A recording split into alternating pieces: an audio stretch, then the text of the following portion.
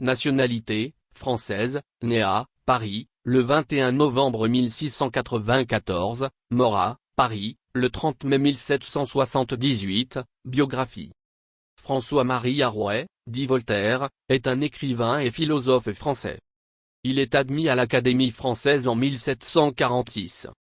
Jeune homme turbulent, frondeur, libertin, poète mondain, écrivain embastillé, exilé, courtisan brillant mais susceptible, seigneur et patriarche de Ferney sur ses vieux jours avant de revenir à Paris pour y mourir auréolé d'une gloire nationale, Voltaire a tout vu, tout vécu en cet âge d'or de l'esprit que nul, mieux que lui, ne peut prétendre représenter.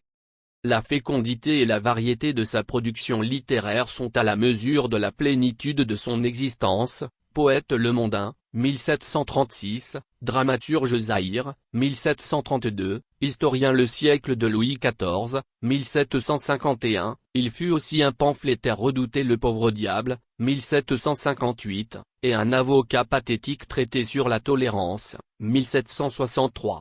Mais la postérité a surtout retenu de lui ses réflexions philosophiques. Lettres philosophiques, 1734.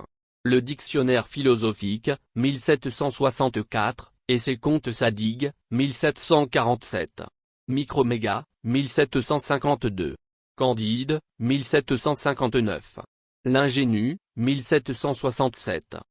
Le 10 juillet 1791, 13 ans après sa mort et 2 ans après la Révolution française, la dépouille de Voltaire est transférée au Panthéon, église qui avait été récemment dédiée en hommage perpétuel aux grands hommes de la patrie. Vendômois au début, passionné de plaisir. On le voit, qui s'active à écrire en poésie. Le Henriade, l'Édipe, consacre son renom. Tout lui sourit dès lors pour la haute société. Abandonné à son sort face aux chevaliers de Rohan, il s'exile en Angleterre très loin du régent. Retrouvant en ces lieux une terre d'Axille. Et y découvre enfin une grande richesse. Fondée sur le mérite social qu'il découvre. Rencontrera, en lui un vibrant écho. À ses compatriotes il le citera en exemple. Nourri de ses idées, il rentre dans son pays.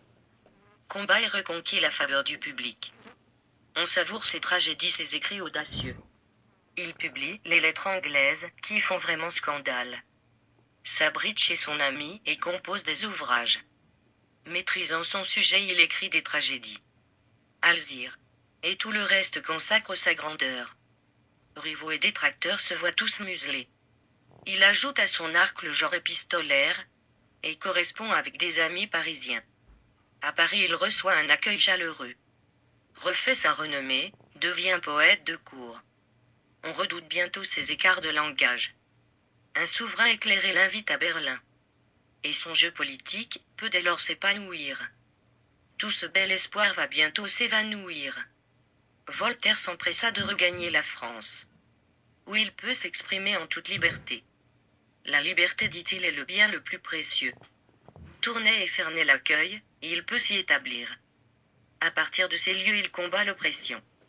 Il dénonce les crimes et les intolérances. Réhabilite Cala, Sirven et beaucoup d'autres. Enfin il demeure déiste et ses idées triomphent. Si vous avez aimé la vidéo, veuillez vous abonner, commenter, partager, et activer la cloche de notification pour ne rater aucune de nos prochaines vidéos.